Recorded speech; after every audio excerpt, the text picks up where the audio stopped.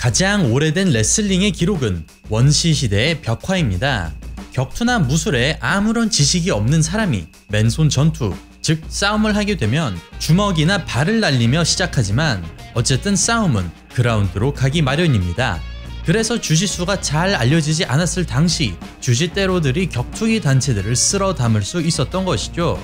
그동안 많은 파이법이 생기고 모두가 그라운드에 대한 지식이 있는 현재는 그래플링뿐만 아니라 격투기의 모든 분야에서 뛰어나야 합니다. 하지만 김동현 선수가 매미 권법으로 보여주었듯 하빕 선수가 맥그리거를 상대로 보여주었듯 그라운드에서 상대방을 컨트롤하는 능력, 즉 레슬링은 매우 중요합니다. 안녕하세요, 차분한 효도로입니다. 오늘은 인간에게 알려진 가장 오래된 스포츠이자 본능적으로 사람과 사람이 싸우면 하는 행동인 레슬링에 대해 알아보도록 하겠습니다. 순서는 레슬링의 역사, 레슬링의 종류, 그리고 현대 종합격투기에서 레슬링으로 유명한 선수 2명에 대해 알아보는 시간을 갖도록 하겠습니다. 격투기에 관심 없는 일반 대중들은 보통 레슬링이라고 하면 더 록, 헐크 호건, 로만 레인스 등 프로레슬링을 떠올리시는 분들이 꽤 있습니다. 그도 그럴 법한 게 사실 올림픽에서 보여주는 프리스타일이나 그레코 로만 레슬링보다 WWE의 티켓 파워 그리고 화제성이 훨씬 더 강하기 때문입니다. 어찌되었던 프로레슬링은 각본이 있고 합을 짜고 하는 만큼 두 사람의 겨루기가 아닌 두 사람의 호흡, 즉 퍼포먼스를 따지는 격투기가 접목된 연극이라고 표현할 수 있겠습니다. 하지만 오늘 이야기할 레슬링은 대중에게 잘 알려진 프로레슬링이 아닌 인류 최초의 스포츠로 기록되고 있는 격투술, 레슬링에 대해 알아보도록 하겠습니다. 레슬링은 겉보기엔 두 사람이 힘겨루기를 하며 단순히 뒹구는 것 같지만 사실 상대방을 던지고 짓누르고 제압하고 꺾는 등 매우 테크니컬하고 어려운 스포츠입니다. 레슬링은 제1회 올림픽 때부터 정식 종목으로 21세기까지 쭉 이어온 유서 깊은 스포츠이며 인류의 가장 원시적인 전투 방법을 스포츠화 시킨 것이라는 평가를 받고 있습니다.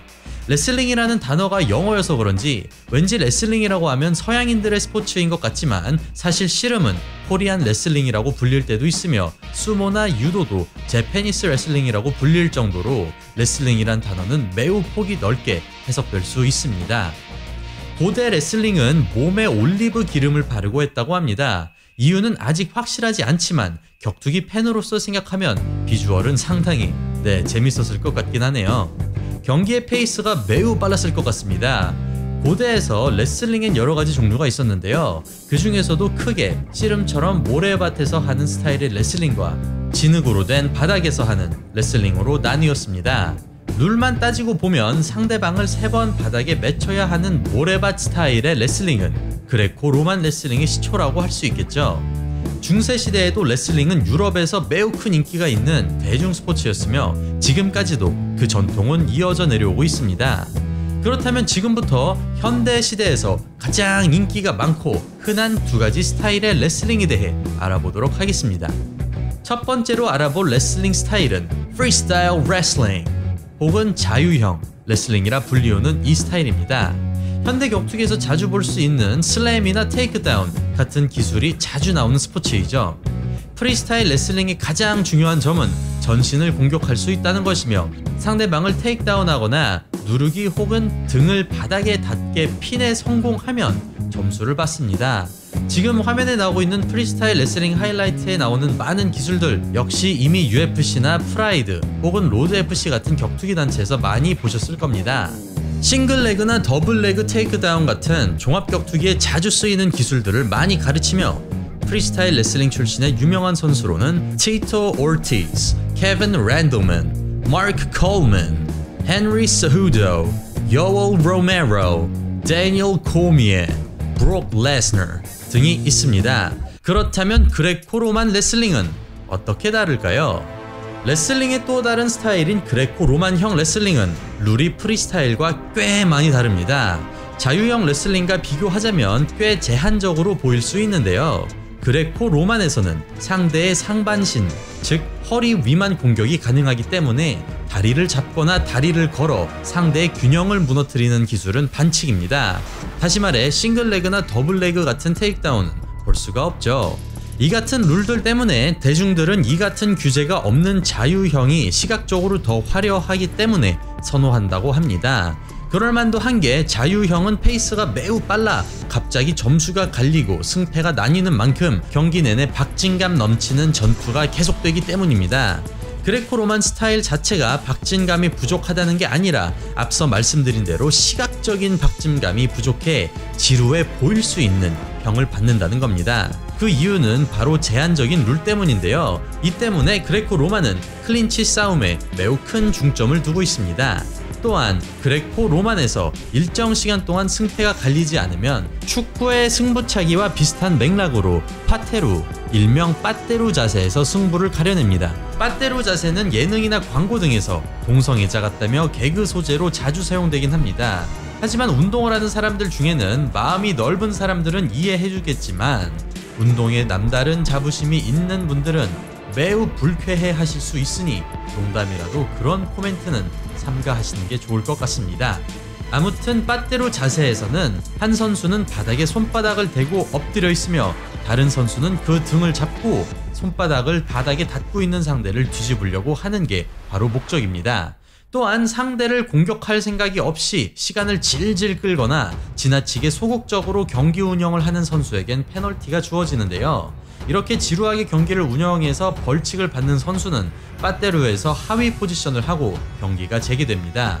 유명한 그레코로만 레슬링 출신 격투기 선수는 댄 세버н, 랜디 쿠투어, 댄 핸더슨, 체일 소넨, 그리고 맷 린드랜드 등이 있습니다.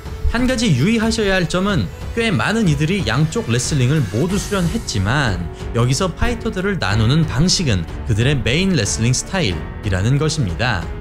오늘 알아볼 레슬링 출신 격투기 선수는 차분한 효도르에서 격투기 선수의 삶과 커리어에 대해 알아보는 비하인드 스토리 시리즈랑은 전혀 상관없는 철저히 레슬링 스타일에 관한 분석임을 미리 밝혀드립니다.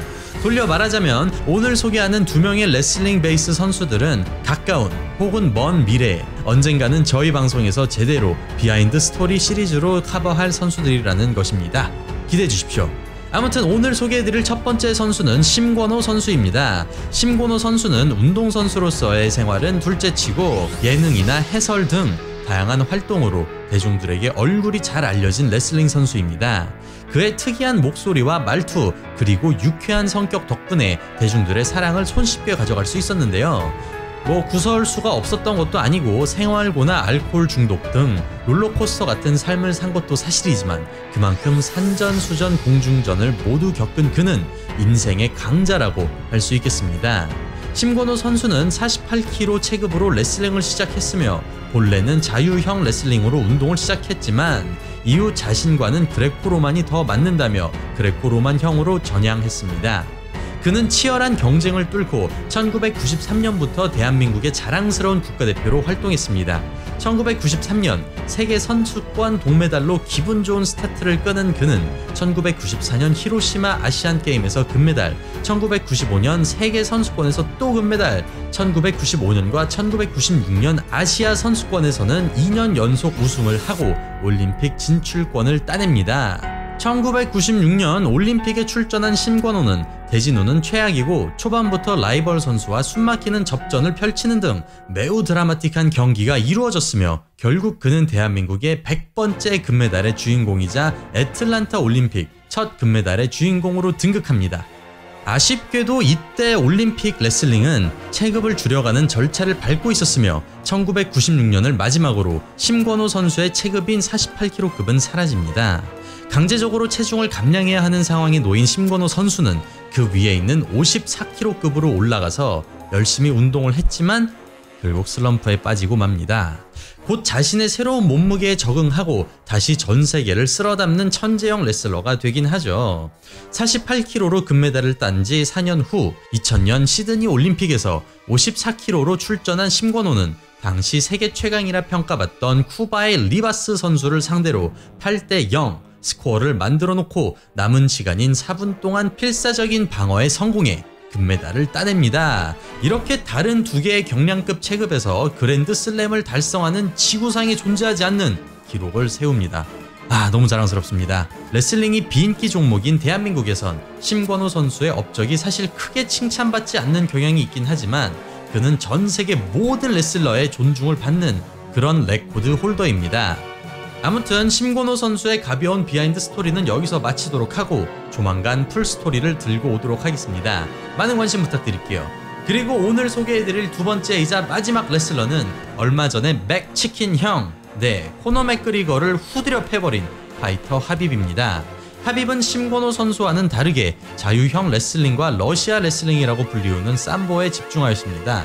그는 아버지의 영향으로 8살부터 레슬링 수련을 시작하였으며 군대에서 유도와 삼보를 배웠다고 합니다. 유명한 일화로 그는 9살 때 곰과 레슬링하며 훈련을 했다고 하죠. 프리스타일 레슬링과 타고난 실력을 보여주었지만 그의 아버지는 도복을 입고 하는 그래플링의 중요성을 가르치고 곧 하빕은 삼보와 유도도 열심히 훈련을 했다고 합니다. 어린 나이 때부터 자유형 레슬링과 러시아 레슬링 그리고 일본형 레슬링까지 하빕은 처음부터 그래플링에 특화된 격투가라고 할 수 있겠습니다. 그래서 그런지 하빕의 강점은 테이크다운 후 상대방을 못 일어나게 컨트롤하면서 그라운드 파운드로 후드려 패는 것입니다. 하빕은 UFC 역사상 최초 러시아 출신 챔피언이자 27승 무패라는 경이로운 경력을 보유하고 있습니다. 경기를 자주 펑크내고 경기 운영이 매우 단조롭다는 평가를 받고 있긴 하지만 하빕의 파이팅 스타일은 매우 많은 칭찬을 받고 있습니다. 특히 그의 파이팅 스타일의 메인은 레슬링이긴 하지만 타격을 피하려는 모습을 보이지도 않고 마치 전투를 하듯 정말 목숨을 걸고 싸우는 듯한 그의 치열함은 팬들로 하여금 감탄을 금치 못하게 했죠. 이처럼 그의 레슬링 백그라운드는 그를 현 시점 최고의 종합격투기 선수 중 하나로 만들어 놓았습니다. 많은 분석가들은 하빕은 마치 GSP와 다니엘 코미어의 스타일과 실력을 섞어놓고 라이트급으로 내려놓은 기분이라며 극찬했습니다. 특히 하빕은 일반적인 레슬러와는 다르게 타격 거리감 센스가 매우 뛰어나 맥그리거 같은 스트라이킹 스페셜리스트에게 특히 강세를 보인다는 평가도 있습니다. 그의 커리어는 다음 시간에 자세히 알아보도록 하고 오늘 방송은 레슬링 선수들의 하이라이트를 보며 마무리하도록 하겠습니다. 국내에서도 레슬링 붐이 다시 불길 바랍니다. 레슬링 만세! 이상 차분한 효도로였습니다. 감사합니다.